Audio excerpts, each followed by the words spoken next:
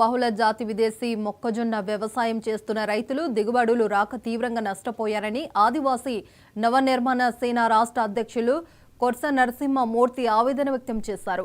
గత 15 రోజులుగా మొక్కజొన్న రైతులు ఆందోళన చేస్తున్న కంపెనీ ఆర్గనైజర్లు ప్రభుత్వం స్పందించకపోవడంతో రైతులు యోగితానగర్ నుండి పాదయాత్రగా బయలుదేరి వెంకటాపురం చేరుకున్నారు. వెంకటాపురం తహసీల్దార్ కార్యాలయానికి చేరుకుని డిప్యూటీ తహసీల్దారు మహేందర్ కు వినతి పత్రం అందించారు. సింజేటా, హైటెక్, మాన్సెట్, సిపి వంటి విత్తన కంపెనీలను అడ్డుపెట్టుకుని రైతులను మోసం చేస్తున్నారని రైతులు ఆరోపించారు. అధికార ప్రతిపక్ష పార్టీలను అడ్డం పెట్టుకుని బ్యాండ్ వ్యవసాయం పేరుతో దారుణంగా మోసం చేస్తున్నారని రైతులు మండిపడ్డారు. కంపెనీ ఇచ్చిన ధర రైతులకు గిట్టుబాటు కావడం లేదన్నారు. ఎకరానికి ₹1,25,000 పెట్టుబడి అయిందని రైతులు డిప్యూటీ తహసీల్దార్ ముందు వాపోయారు. ఎకరానికి ₹150,000 నష్టపరిహారం, టన్నుకు ₹60,000 చెల్లించాలని డిమాండ్ చేశారు. మంది రైతులు తీవ్రంగా నష్టపోవడం జరిగింది.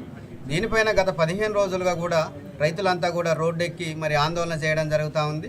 అయినప్పటికీ కూడా మరి విత్తనాలు సరఫరా చేసినటువంటి కంపెనీ ఆర్గనైజర్లు ఎవరు కూడా దీని మీద మరి ఇప్పటి వరకు స్పందించినటువంటి పరిస్థితి లేదు. గౌరవ కలెక్టర్ గారి దృష్టికి కూడా ఈ సమస్యను మరి గత 15 రోజుల క్రితమే తీసుకొని పోవడం జరిగింది. ఇప్పటి వరకు కూడా రైతుకు మరి నష్టపోయినటువంటి రైతుకు ఎటువంటి నష్టపరిహారం చెల్లించలేదు.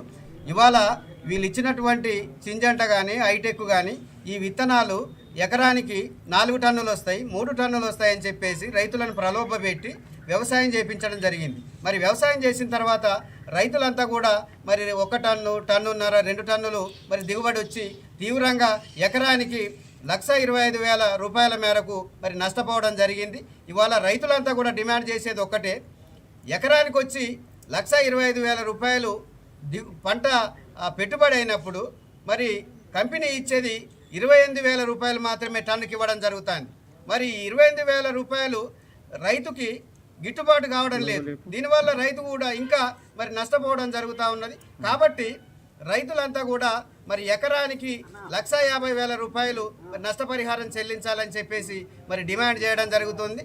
అదేవిధంగా ఈ ప్రాంతంలో ఈ బహుళజాతి విత్తన కంపెనీలు ఇచ్చినటువంటి జన్యు మార్పిడికి చెందినటువంటి విత్తనాలు ఏవైతే ఉన్నాయో వీటిని తిన్నటువంటి మరి అమాయక గిరిజనులంతా కూడా మరి పెరాలసిస్ వచ్చి మరి మంచాన పడ్డటువంటి పరిస్థితి ఉన్నది.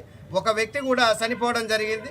అదేవిధంగా ఈ మొక్కజొన్న సేళ్లలో పనిచేసినటువంటి వ్యక్తులకు తీవ్ర అనారోగ్యం పాలవడం కూడా జరుగుతూ ఉన్నది. కాబట్టి ఈ రైతుల యొక్క ఆరోగ్య పరిస్థితి మీద కూడా మరి ప్రభుత్వం దృష్టి పెట్టాల్సినటువంటి అవసరం ఉన్నది. అదేవిధంగా ఈరోజు మరి పెరాలసిస్ అయి మంచాన పడ్డటువంటి చిరుతపల్లిలో 3 మరి కూలీలు ఎవరైతే ఉన్నారో వాళ్ళకు కూడా నష్టపరిహారం చెల్లించాలని చెప్పేసి మేము డిమాండ్ చేస్తాం.